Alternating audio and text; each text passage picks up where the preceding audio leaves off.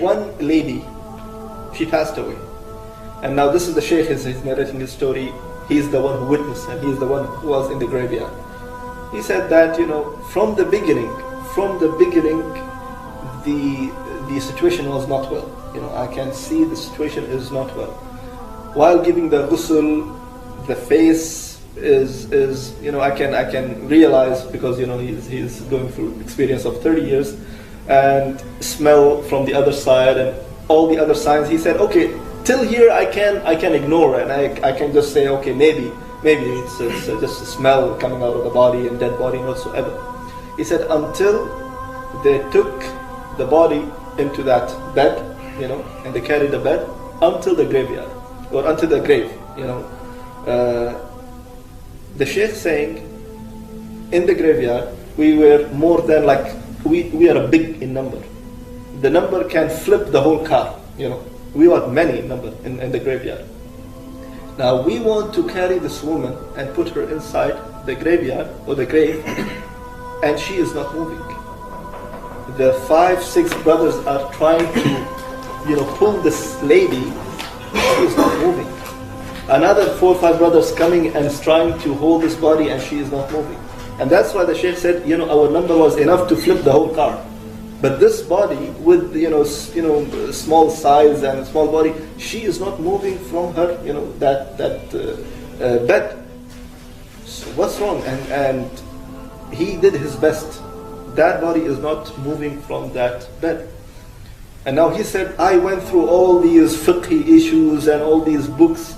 There is nothing like that. Okay, if it's bleeding, you do this. If it's broken, you do this. If you have body chopped into many pieces, what you will do, how you will do ghusl and bath and everything. But I never ever come across with this kind of situation, So I have to call one of the mashayikh. And the situation was really bad.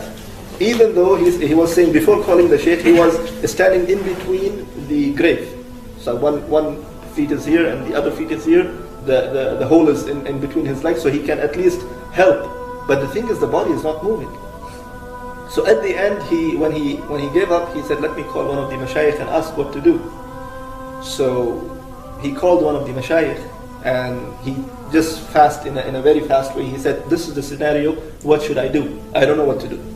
So the Shaykh said, well, keep reading, start reading the Quran whatsoever. So he said, well, according to my experience, the dead person will not hear, so why I have to read? He said, just read, I cannot give you any answer, just read them. So he said, okay, I came back to the dead body, and I started reading randomly, some from the Surah Yasin, some from Surah Al-Qaf, some verses from here and some verses from here.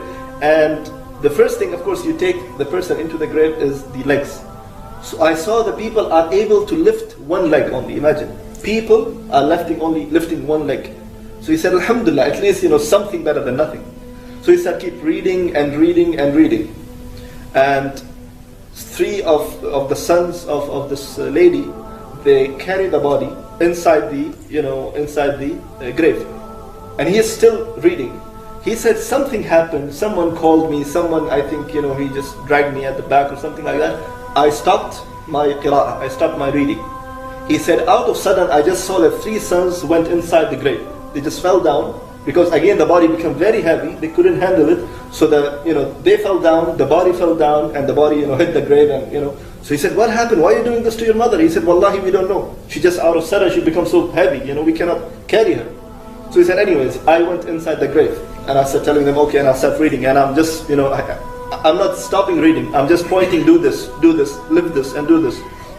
And he said, as a man, as an ajnabi, as a stranger, I cannot touch her, because there is mahram, there is sons and the relative of this lady, so I cannot touch her unless she is completely alone. So I'm just telling and giving the advices what to do and what not to do.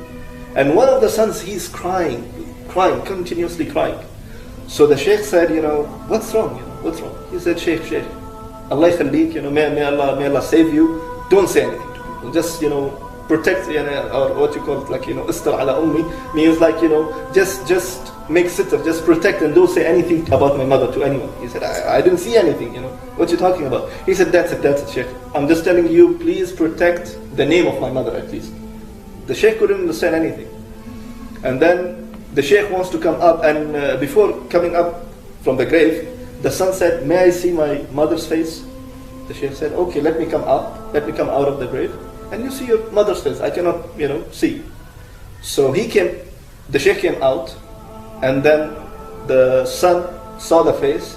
He came out as well, crying a lot, and made the dafn and everything. And the son actually, he promised the Sheikh while they were in the grave that I will tell you, but don't say anything to people. I will tell you later on once we are outside the grave. So once it's done and the son is crying, he took him into the side. The Sheikh said, what's wrong? Why are you crying? And he said, no, I will not tell you. He said, you promised me. You promised me you will tell me. He said, no, I cannot tell you, Sheikh. He said, why you promised me and you have to fulfill your promise. He said, I have to just tell you one thing. That the woman that we just buried, she is not my mom.